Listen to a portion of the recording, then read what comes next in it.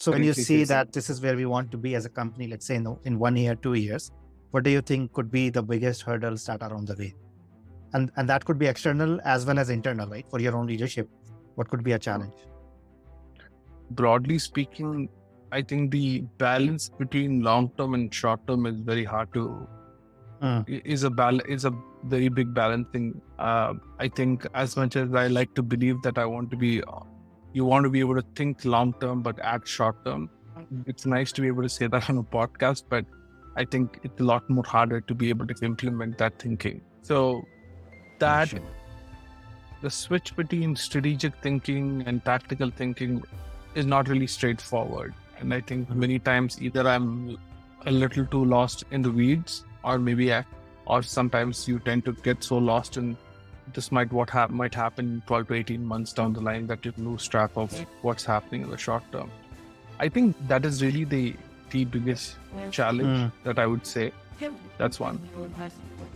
Two, I think in a growth stage company, there are, and I would argue any, even if it's even a well-established company, the biggest challenge that you have is that when you walk into your office every day, there are 100 fires to be fought, mm, and to be able to prioritize is a superpower, mm. right?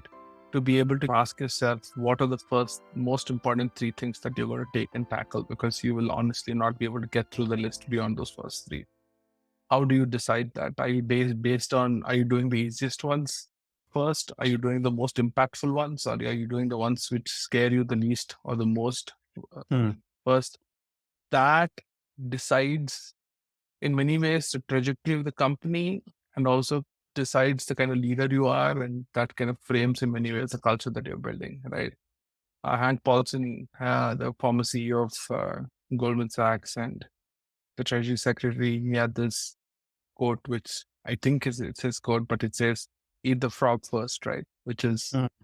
you wake up in the morning, go into the office. What is the most difficult, most painful job you're here to do?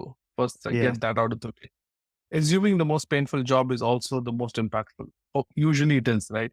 If it is the most painful but the least impactful, then you have all the reason to throw it out of the window.